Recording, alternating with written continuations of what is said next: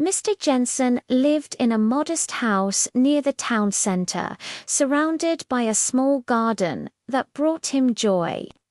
In the warmer months, the garden burst into life with pink, yellow, and red flowers that he tended carefully during evenings and weekends.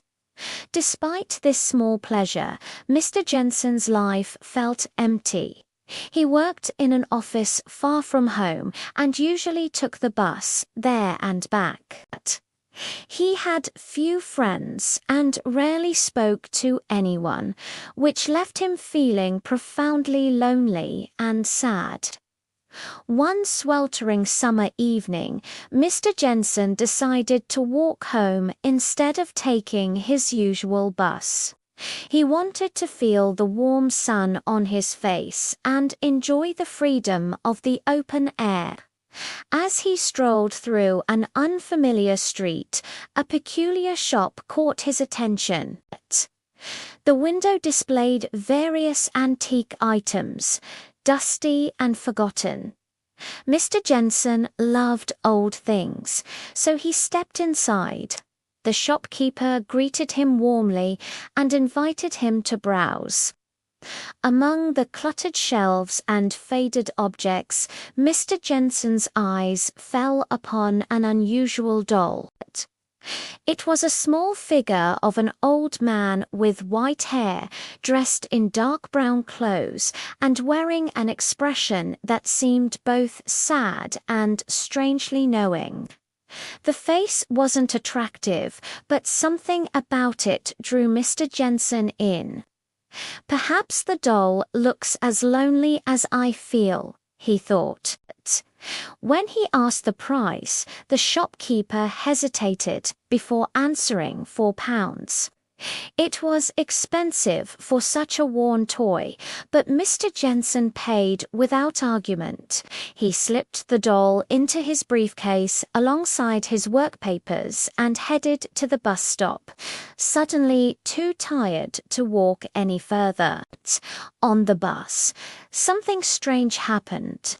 As the conductor approached to collect his fare, a harsh voice rang out, telling the man to go away and calling him stupid.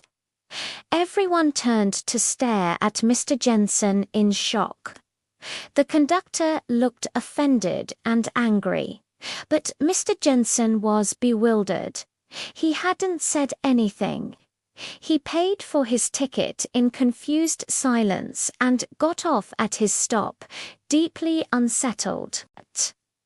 At home, Mr. Jensen pulled the doll from his briefcase and examined it carefully. It was just a doll, nothing more. Yet he couldn't shake the feeling that its expression had changed, that it now wore a faint smile. Dismissing the thought as exhaustion, he placed it on the table, ate a simple dinner of beans and bread, and went to bed. The next morning, Mr. Jensen woke to find the doll lying beside him on the bed. His heart raced. He distinctly remembered leaving it on the table. "Dolls don't walk," he told himself, trying to stay calm. When he went to check his mail, he found 2 letters already opened. Who could have done this? He lived alone, shaken but determined to continue his day. Mr. Jensen took the bus to work. He offered his seat to an elderly woman who looked tired, but just as she sat down, that same cruel voice spoke again. Insulting her, the woman glared at Mr. Jensen with hurt and anger. Mortified, he suddenly remembered the doll. He opened his briefcase and there it was, grinning up at him with that unsettling smile. Horrified, Mr. Jensen got off at the next stop. He pulled the doll from his bag and left it on the pavement, walking away as quickly as he could. "Good riddance," he muttered. But when he finished work and returned to the bus stop that evening, his blood ran cold. The doll was waiting for him, sitting on the bench with that same knowing smile.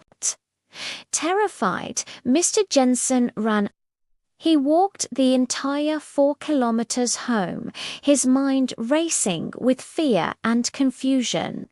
When he finally arrived, exhausted, he collapsed into a chair and fell into an uneasy sleep. 2 hours later, a tremendous crash woke him. He rushed into the kitchen to find the doll sitting calmly on the table while his dishes lay shattered across the floor. This thing is not just a doll, Mr. Jensen realized with growing dread. It's something else entirely. Desperate, he carried the doll into his garden and buried it deep in the earth. "That's the end of you," he said firmly, though his hands trembled. He tried to return to his normal evening routine, watching television and preparing for bed.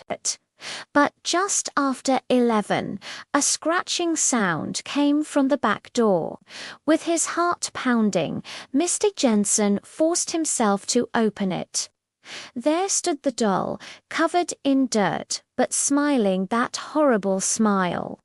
Rage and terror overwhelmed him. Mr. Jensen grabbed the doll and marched back to the garden.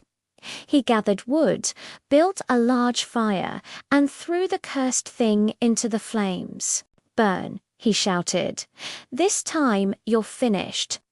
The fire grew massive, its red and orange flames reaching high into the night sky. Suddenly, a terrible cry pierced the air. Neighbors rushed from their homes, shouting in alarm at the enormous blaze consuming Mr. Jensen's garden. They searched frantically for him, calling his name, but he was nowhere to be found. Near the dying embers of the fire, they discovered something that made their blood run cold.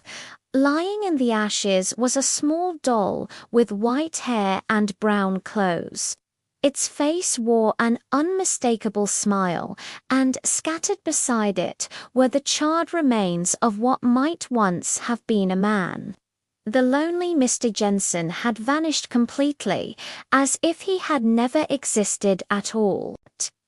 Only the doll remained, grinning in the darkness, waiting perhaps for its next companion.